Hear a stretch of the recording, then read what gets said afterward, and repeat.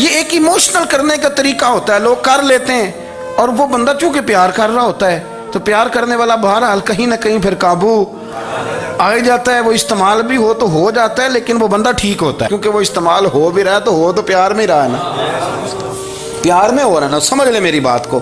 حضرت سعد بن ابی وقاص رضی اللہ تعالیٰ عنہ کا نا اپنی ماں سے بڑا پیار تھا، بڑا پیار تھا اپنی والدہ سے۔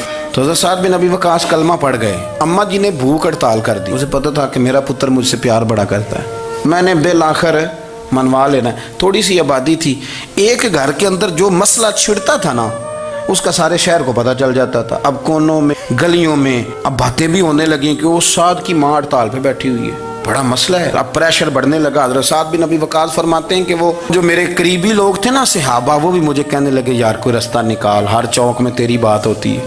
کہتے ہیں میں گھر جاتا تو گھر والے، بہن، بھائی، بچے، باپ سارے کہتے ہیں یار تیری ماں مر جائے گی۔ اب بہت بڑا ایشو ہے، ہم یہ کہہ دیتے ہیں کہ انہوں نے قربانیاں بڑی دی، لیکن آپ ذرا بات کو سمجھے نا کہ اماں بھوک ہڑتال پہ بیٹھ جائے، ایک انسان کہاں کھڑا ہو جائے گا؟ بدنامی الگ ہے، بحث الگ ہے، سیانہ بندہ، مالدار، وزادار، قبیلے والا۔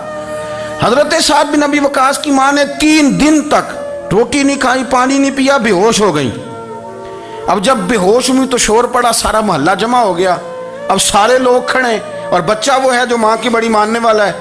اماں کے اوپر لوگوں نے پانی شانی ڈالا، ہوش آئی تو حضرت سعد بن ابی وقاص قریب آئے، کہنے لگے اماں ایک بات کرنی ہے۔ اماں بھی بڑی مشکل سے اٹھ کے بیٹھ گئی کہ پتر ماننے لگا ہے میرا۔ لوگ بھی کھڑے ہو گئے، مسکراہٹ بھی ہونے لگی کہ لو نہ کوئی بات ہونے لگی، ماں کہتی ہے کلمہ چھوڑ دے پھر مانوں گی۔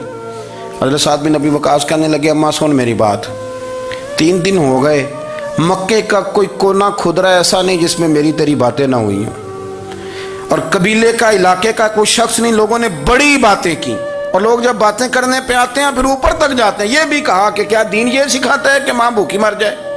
یہ بھی لوگوں نے کہا، میں نے ہر شے سنی، برداشت کی، اماں اب تو میری بات کان کھول کے سن لے۔ ماں کہنے لگی وہ کیا؟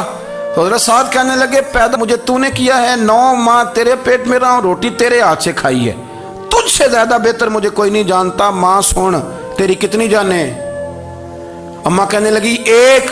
تو حضرت سعد فرمانے لگے تیری 1000 جان بھی ہو نا تو ایک ایک کر کے ساری نکل جائے تو میں محمد عربی کا کلمہ پھر بھی نہیں چھوڑ